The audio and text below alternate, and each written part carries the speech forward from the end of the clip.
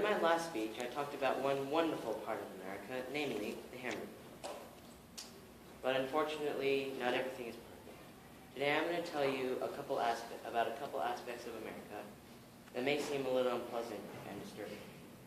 And after today, I hope I will have triggered your curiosity and have convinced you to look a little more into what's really going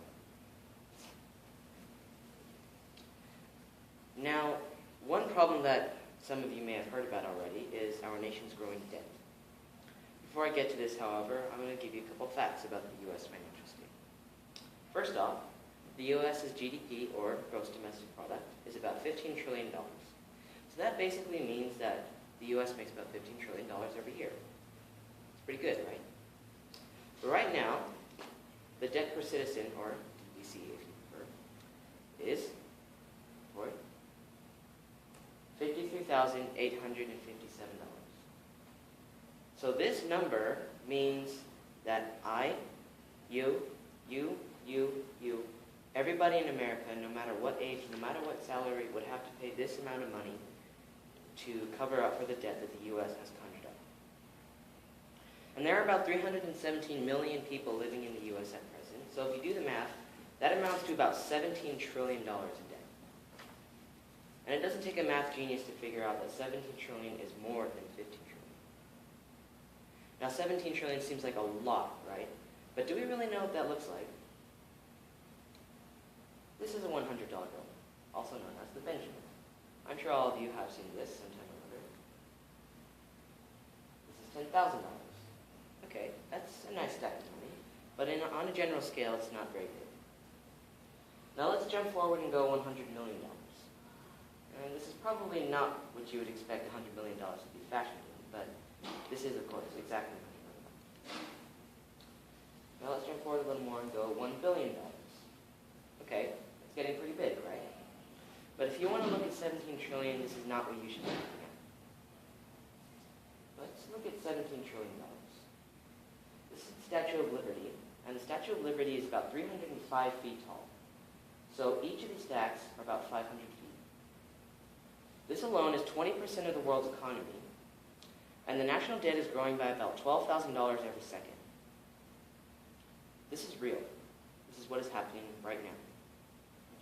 Now I'm going to tell you about one more serious aspect of the U.S.'s actions.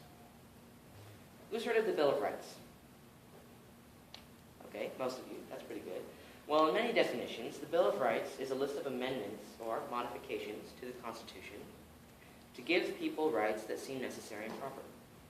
But in reality, to the authors of this document, the Bill of Rights was a list of rights that God gave to the people, who in turn told the government what they could never interfere with, what they could never take away. And guess what? The government has taken away from part of every single amendment on that list. Let's take a look at some of these amendments, shall we? The very first amendment that was put up was that you had complete religious freedom. Any government affiliates could not interfere with your religious life. You could worship whatever you want, whenever you want, wherever you want, however you want. But today, many good professors have been fired and blacklisted so that they cannot get another job as a professor. Do you know why?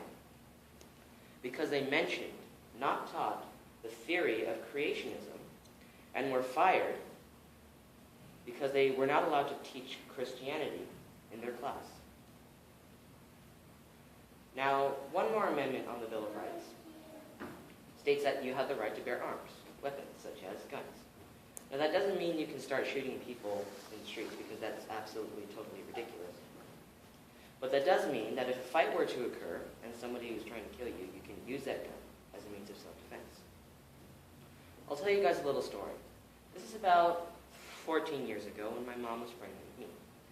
She was driving around in her car when it broke down. So she called the police to come and help her.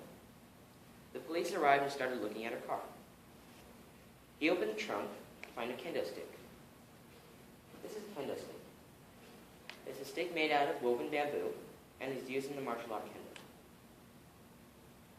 The police officer picked up the stick, looked at my mom, and asked her, "This is a weapon.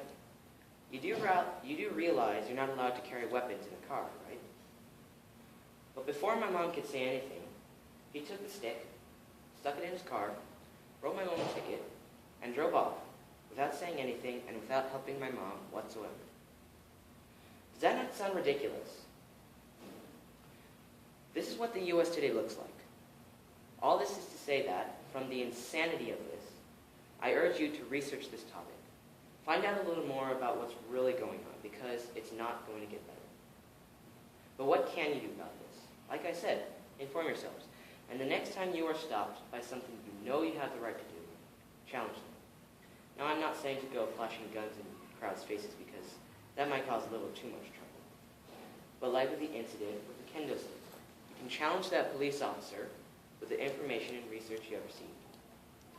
I thank you for this opportunity to speak to you about this matter, and I hope I've convinced you to look a little more into the not-so-good side of America.